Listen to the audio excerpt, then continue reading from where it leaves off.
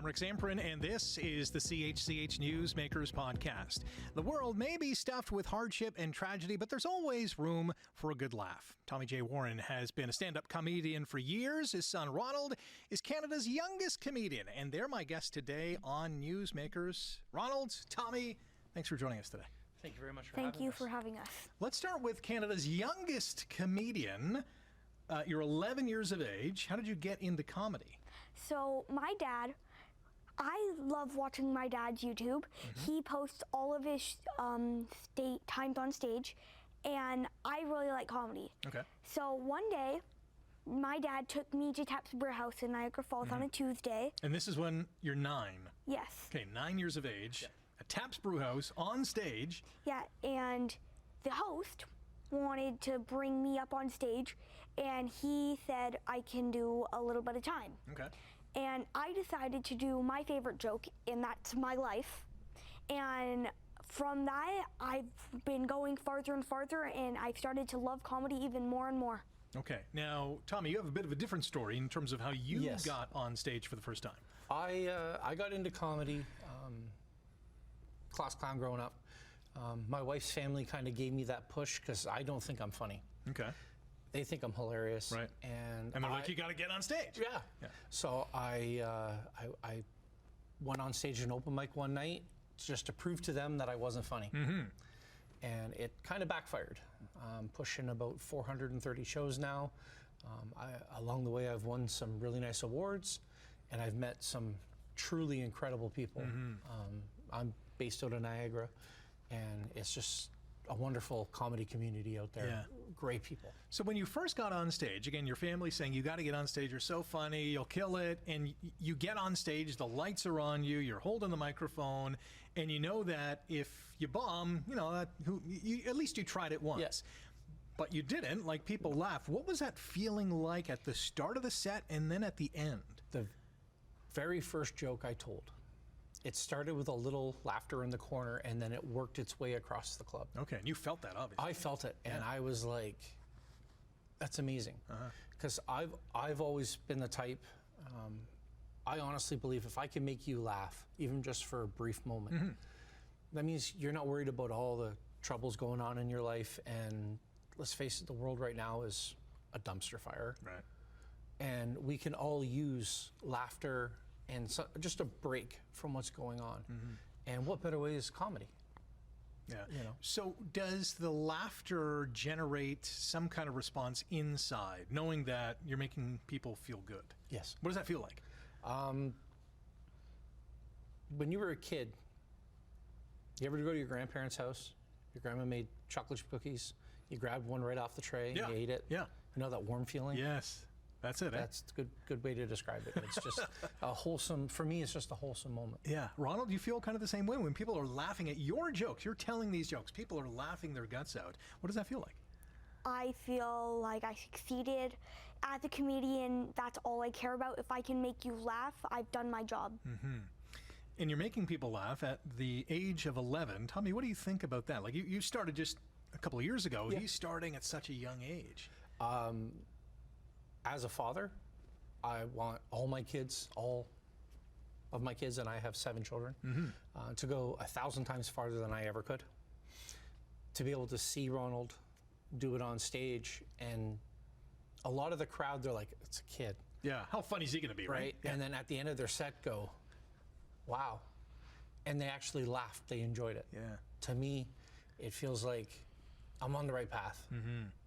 Now, when you first got into it, did you think any of your kids would follow you? No. Yeah. No, because let's face it, public speaking, pretty tough. Most people would rather, not do it, Yeah. let alone stand-up comedy. Because when you go to a comedy club or you go see a comedian, the expectation is you're going to laugh. Right. The moment they see you, oh, this guy's going to be funny. Yes. Or if they see Ronald, I don't know, he's a young guy. That's he might not right. be funny. And sometimes not every joke hits. Right. Because, sometimes you're just the wrong person for that comic. But everyone has a sense of humor. Everyone has certain jokes they like.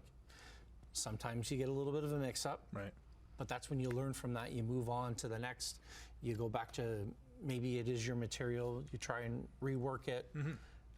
A lot of writing. Like for every 5 minutes set that I have, I've probably got 10 hours of writing. Wow. Where you come up with the premise, you come up with the joke idea, and then you trim the fat down. And that's where you get to your set. And it's a lot of trial by error. Now, when you first started, obviously you mentioned you were the class clown, so you had a bit of a humorous background. You knew how to get a laugh. But in terms of the technicality of telling jokes on stage, there's a certain, I guess, panache or way to do it, right? Yes. Did you learn that? Did you study that? Did you watch how other comics did it to refine your craft? That's how I started. Okay. I started watching a lot of other comics and whatnot, and then about a year into my journey in comedy, I took a grassroots comedy course with the Garden City Comedy Festival. Oh, okay. That's ran by David Green and Jimmy England. And they showed me a different way to write, a different way to come up with ideas. Same like with working with Mark Matthews. Those are three of my, I guess you could say, my mentors. And they have just shown me different ways to do it. So it's not just my style. It's given me multiple ways to look and Bits write and a joke. pieces from each person, right? Which I'm slowly passing on to Ronald. I don't want to inundate him with too much ideas. Right. Yeah. Ronald, how have you studied for the moment, right? The bright lights are on you. How do you prepare? So I prepare especially by just not worrying about anybody else. They don't have to think I'm funny. If one person thinks I'm funny out of 100 people, that one person can stay. I don't really care if the rest go. Okay. What's the biggest crowd you've performed in front of? I either think it's at Yuck Yucks or at my dad's show. He runs at Spotlight Comedy. Okay. I don't remember what street it's on, but... So we're talking like a couple hundred people? His biggest crowd, I think, was about 145. 145. That's pretty big. And I did about a 5.5 minute set there. Okay. So in terms of the material that you have, and you're writing your stuff as well, right? You're preparing, you're delivering it. When do you find the time to do it? Because, you know, you're in school, you're still young, you're probably playing video games or riding your bike. Like, there's a lot of other things that you want to do. How much time are you concentrating on writing comedy? Well, the majority of the time, I just really go on with my life. If something funny happens along the way, I can write that down into comedy thoughts. Okay. And me and my dad can work through it together because since I'm only 11, I can't really develop a joke all by myself. So I get the premise, I have to get on what I want to do in it, then he will help me develop it. Okay, so what have you learned in that process? I've learned not to always rush through everything. That's not the way to go. If you actually take time, like let's just say you take an hour and a half of your day, just putting that towards comedy, you can come up with so many jokes.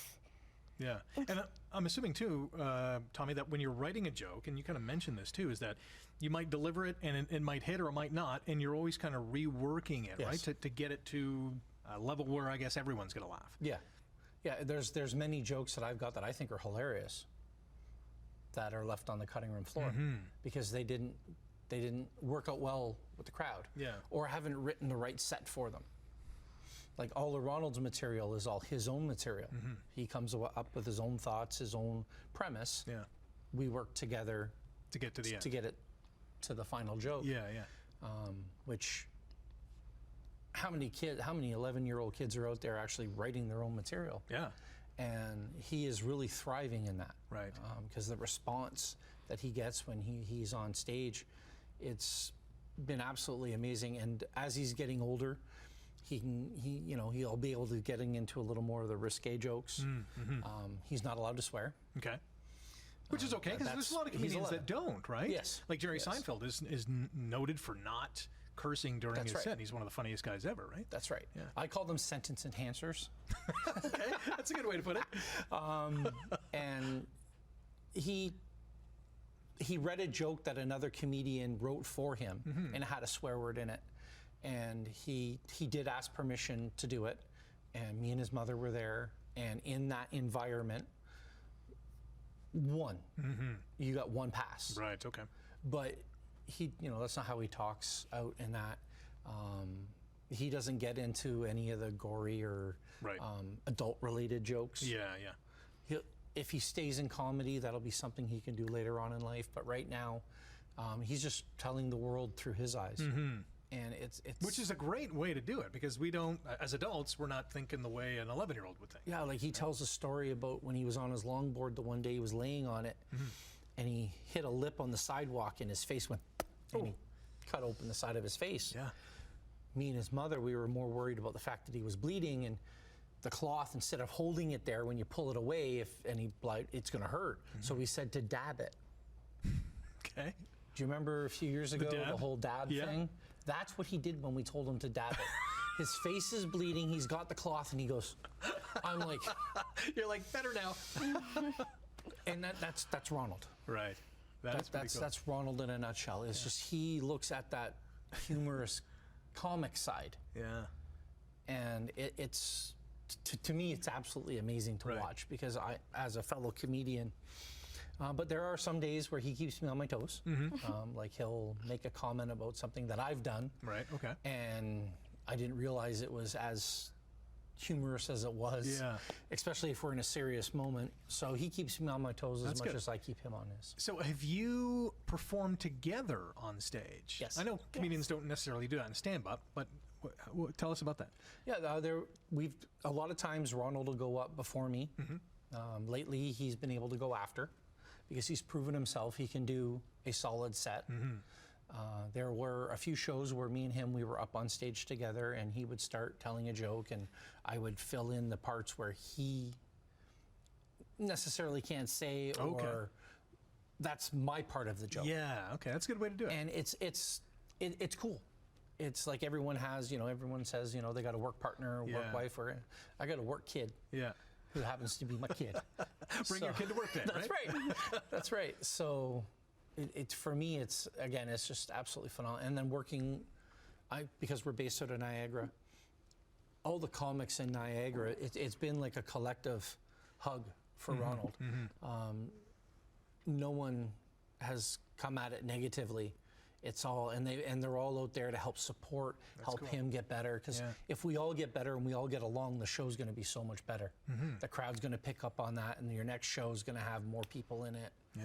And that's what the whole goal is. Absolutely. So you have a wife and you have 6 other kids, correct? Yes. What do they think of your success and Ronald's success on stage? They, as long as it stays with us on stage, they don't want to be a part of that. Right. Yeah. But are they amazed? Are they surprised? Are they dumbfounded at how 2 regular Joe Schmoes are now, killing it on stage? I honestly think they're not surprised. It's because we are natural jokesters. Yeah. It's just kind of like, well, that was expected. Right. Right. So what's next? What's the long-term plan, Ronald? So my long-term plan is where I can stay in comedy. My dad's always said this. So since a lot of comedy areas, they like saying you have to be 18 plus in order to do anything. Right. And by the time I'm 18, I'm going to have almost 10 years of experience. That's right. Instead of me having 1 or 2. So can you envision yourself one day, maybe at your dad's age, to be on stage as like this would be your job, maybe making, some pretty good money? I really hope so. Okay. I may be taking, throughout the years, I may be taking some breaks. Like my dad always says, since I'm still in school, I'm not going to drop out of high school. Right. That would be foolish. Yes. I have to stay in school, and I'm usually getting A's or B's. My mom and dad like that. So if I'm going like this and then I hit a bump and it makes me go down, we would have to pause my comedy career. Okay, that makes sense. Because it's ruining my education. Education's really important. Like I work a full-time job as well as do comedy. There's not a whole lot of money in Canadian comedy. I know for myself, I would love, it's funny, back in February, I had this dream that next summer, me and Ronald went across Canada tour. Father and son going across Canada. Like that. And I would absolutely love to do that. Yeah. I would love to get all of Canada to see Ronald as well as myself. Yeah, the Tommy and Ronald road trip. Yeah. Let's get a sponsor on this right now. That's what it takes nowadays to do a tour, is have sponsors and people backing you. Absolutely. Because it's not cheap. Gas ain't cheap. Food, travel, all that. Yeah. I'd love to do that. If I don't get a chance to, no problem. We'll stick around. Like on Sunday, Ronald was up in Kitchener for the Unplugged event, and he did the kids show and tell there. So he got to do there. And then Monday night at Tab's Brew House, he won set of the night. Nice. And then And that's not just against other kids, that's against other adults. season comics, yes. And then Tuesday night, we were with the Milton Comedy Collective at Blend's Coffee up in Milton, where they did a book show and then an open mic. And Ronald got set of the night that day. He won a duck and an invite to perform in one of their upcoming shows. Awesome. So he's got what it takes. Yeah. And he's really loved doing it. I love doing it with him. And more importantly, I love doing it with all the wonderful people that I've met, because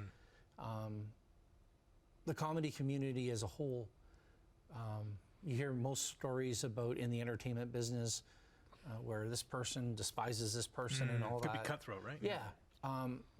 So far from what I've seen, there's not a lot of that. And it's more of a, if we all do this together, we're going to go so much farther. Yeah, I really saw that when we have a show on CHC. It's called Comedy in 5, where comedians get up on stage. They have 5 minutes to deliver their set, and some behind-the-scenes shots of these comics, interacting. And I was there for some of the tapings, and they really all get along. They're pushing for each other. They're supporting each other. It's a great dynamic to see. We were both applying for it. Okay. I'm going to be sending our videos in this week. Nice.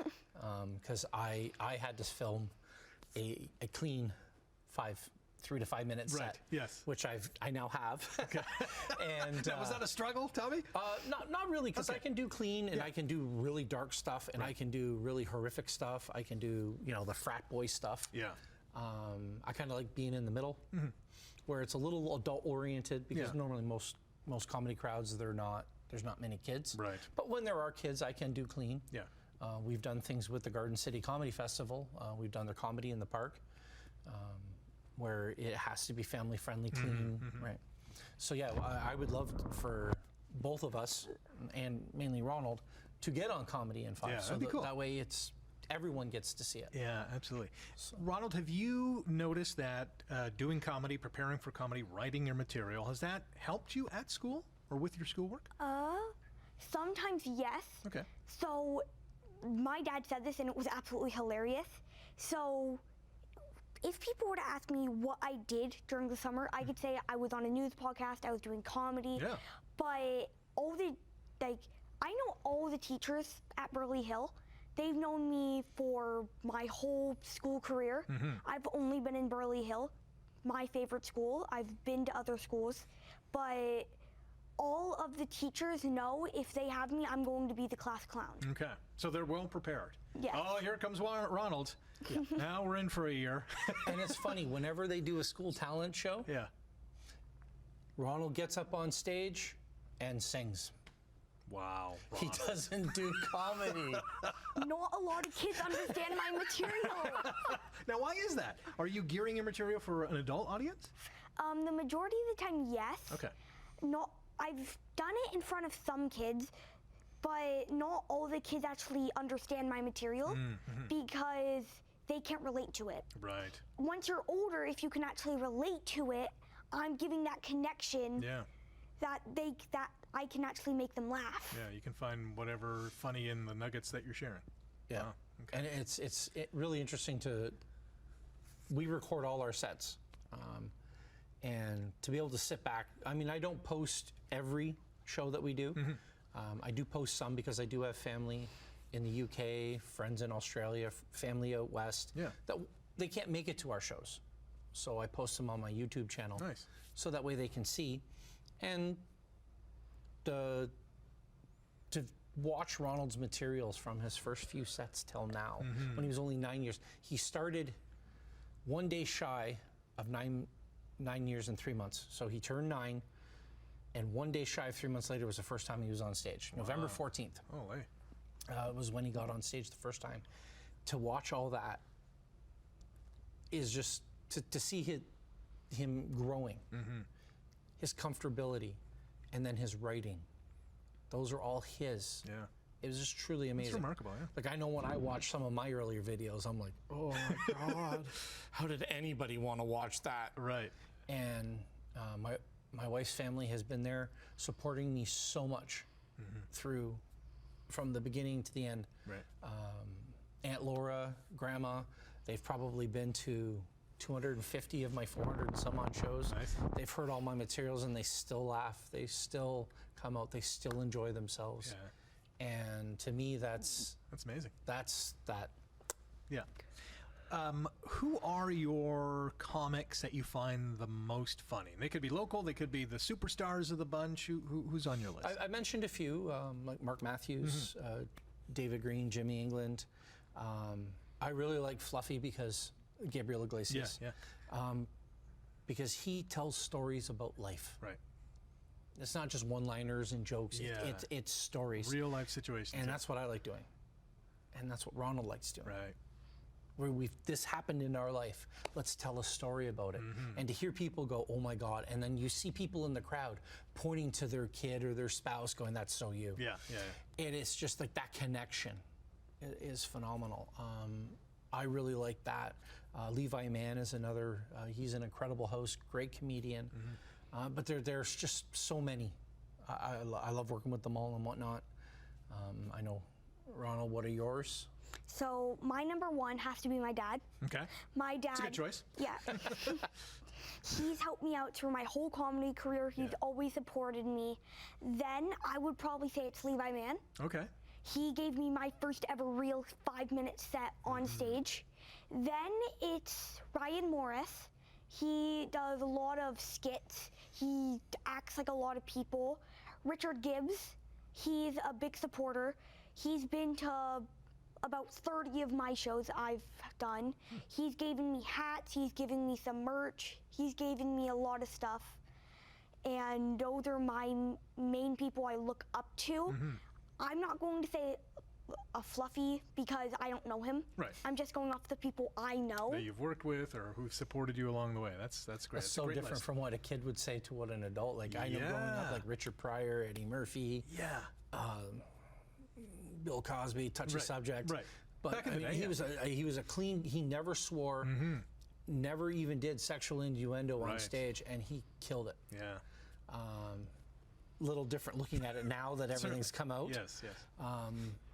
But it's like the Sam Kinnisons and all that, the very loud in your face comic, Andrew Dice Clay. Yeah.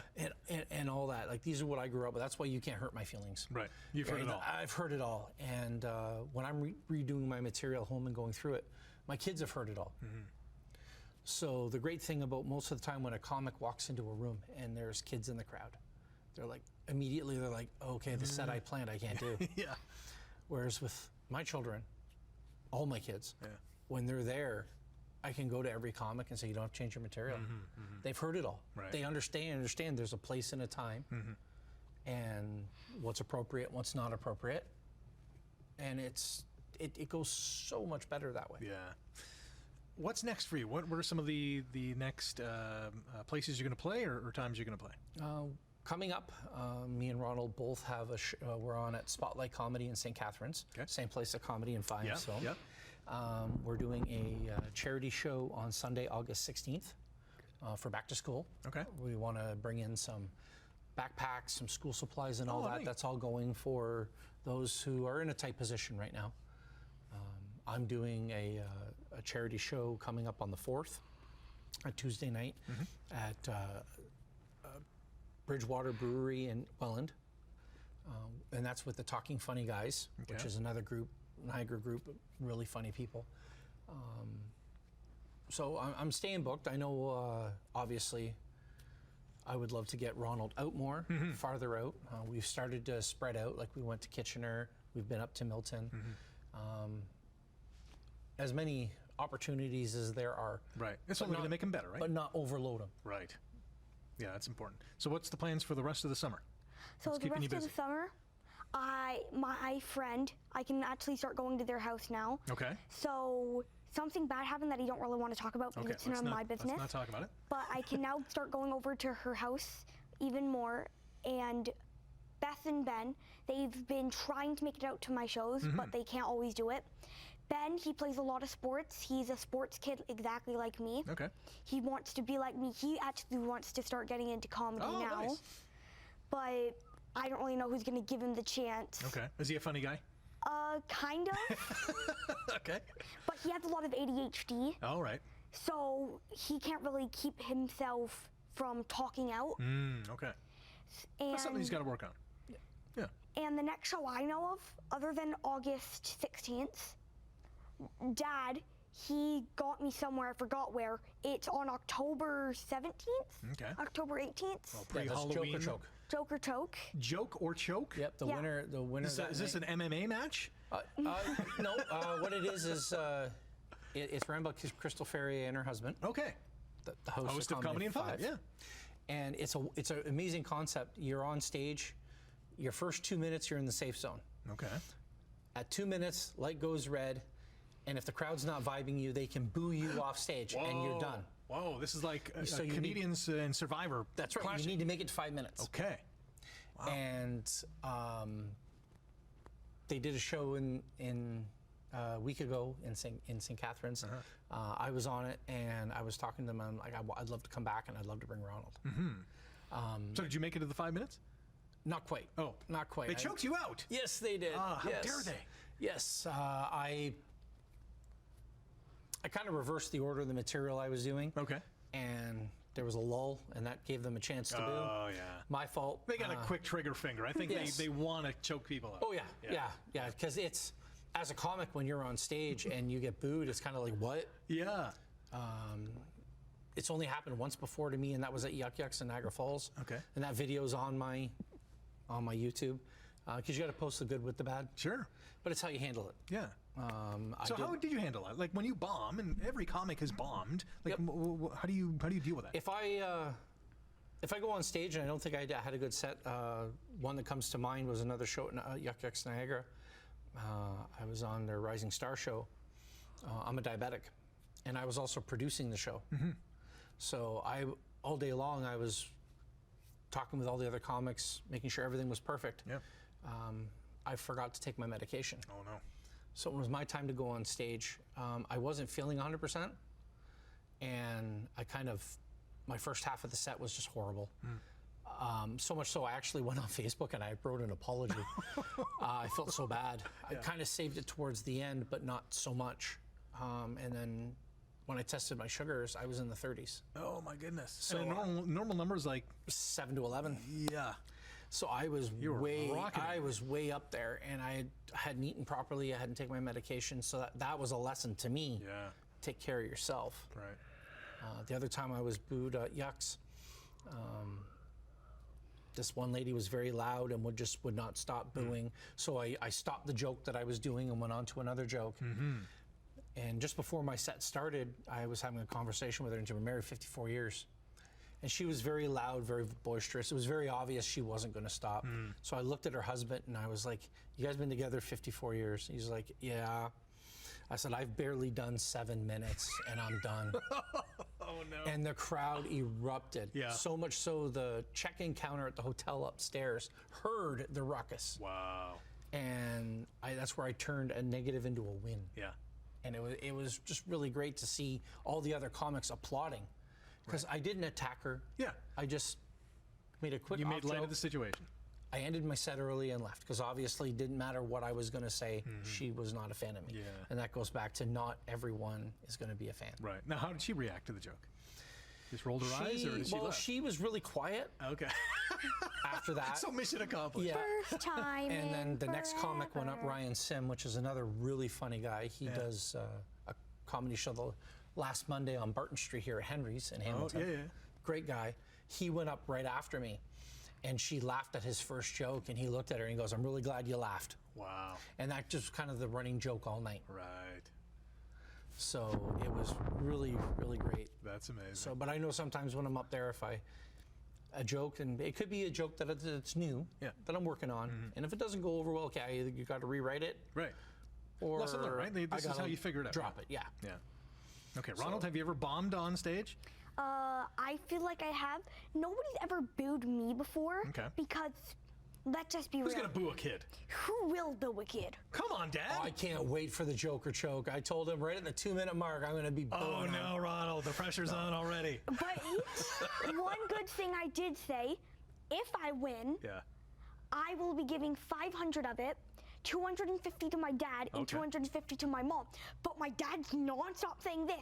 As your manager, I already get 50%, and you're giving me and your mom $250. If we were to do the math here, you're going to be having $0. So thank you, Ronald. You know. This is our life. We literally go back and forth like this all the time, and it's just so the whole family's like, you guys are just naturals up there. Yeah. That's pretty good. Well, I've enjoyed this podcast. Thank you for hanging out with me today. Good luck on this burgeoning career, and good luck on your career that's already established, obviously. Where can we find you on social media? Ronald has an Instagram page. Okay. It says, "Hi, I'm Ronald." But not Hi, many I'm people. Ron. Hi, I'm Ron. I'm Ron, okay. Not many people contact there, but I've got a website, TommyJWarren.com, which links to all my socials. I got Okay. YouTube, Facebook, Instagram. I do apparently have a Twitter account, I think. Okay. Called X now. X or But whatever. yes. My I think- wife and my daughter post on that, but it's All not right. very regularly. Yeah. TikTok, you also have a TikTok. TikTok, yeah. So, but yeah, no, if you go to my website, it links to all my socials, and either on Facebook or Instagram once a month, I'll post where all our shows are. Excellent. I am redoing my website, so Ronald has his own page on that. Okay, nice. He's not going to have his own website yet. Right. $600 a year. Oh, wow. I haven't- That's crazy in this economy. I haven't quite made my money to pay all the bills yet. Okay, I hear ya. Once I get there, he'll have his own page. All right, sounds good. Guys, thanks for hanging with us on the Newsmakers podcast. Let's make it official. Thank you so much. Thank you. Wonderful time. That is a wrap for the Newsmakers podcast. A big thanks to the All-Star cast behind the scenes. If you like today's episode, click the thumbs up, hit subscribe, leave a comment. You can catch the Newsmakers podcast on chch.com/podcasts and wherever you get your favorite podcasts.